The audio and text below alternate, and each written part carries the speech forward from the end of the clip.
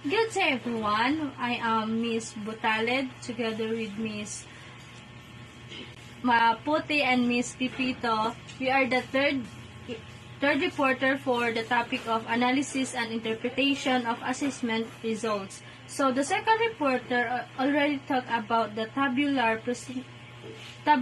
presentation by Miss Mariba, Miss Perez, and Miss Pumpayan. And for today, we will talk about the graphical presentation. Graphical presentation, it is a method of presenting data using graphs and charts or diagrams. It also a method which enables us in studying the cause and effect relationship between two variables. So, graphical presentation of data, we have four, which is the pie or circle graph, bar graph, line graph, and pictograph. So, for my part, I will talk about the pie or circle graph, and Miss Mapute and Miss Pepito will talk about the other three. So, pie or circle graph, it shows percentage effectively. Find the percentage. We have formula, part over whole multiplied by 100. So, for example, is this one.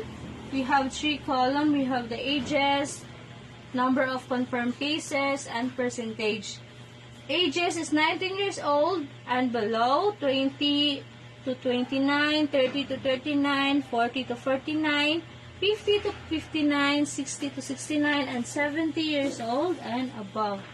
The number of confirmed cases of 19 years old below is 0, 20 to 29, 2, 30 to 39, 7, 40 to 49, 7, 50 to 59, 6, and also the 60 and 69.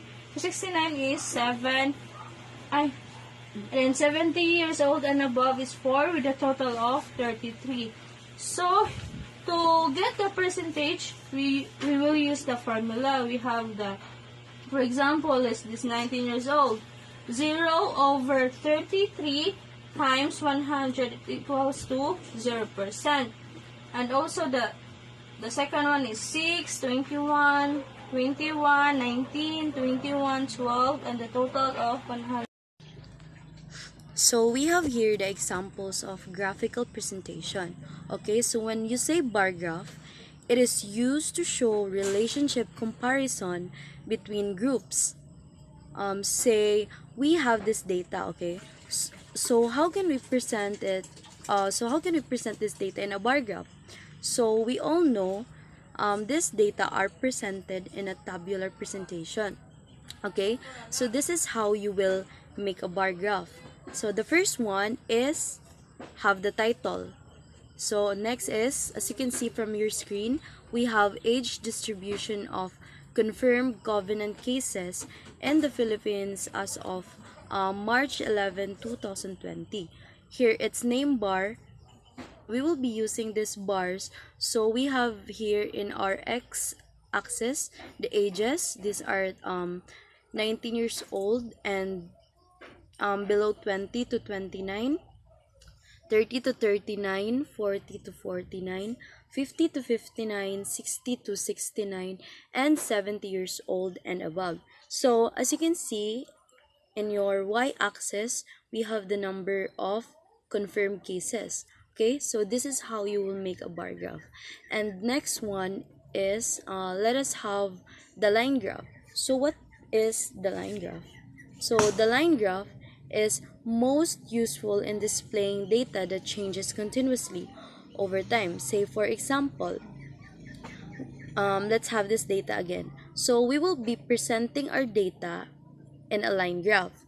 So a line graph, it is composed of this one point connected to each other.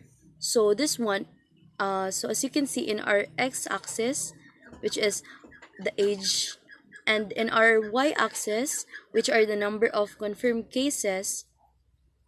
Okay, so always remember that in our y-axis, those are groups of data, groups or data which can be changed. Okay, and in our x-axis, these are the data which cannot be changed. Okay, so this is how you will present our data using line graph. So the dot is connected, that is the line graph. Another example for a graphical presentation of data, we have a line graph. And a line graph, it is most useful in displaying data that changes continuously over time. Say for example, we have this data. We will be presenting our data in a line graph which composed of this one. In the line for our x-axis, these are the ages. And for our y-axis, we have the number of confirmed cases. So remember that in our y-axis, those are the group of data which can be changing, while in our x-axis, these are the data which cannot be changed. So that is how you will present your data using a line graph. So the last example, we have the pictograph. So a pictograph, it uses small identical or figures of object called the isotopes in making comparisons. So each picture represents a definite quantity. So these data are still connected in our example in a line graph.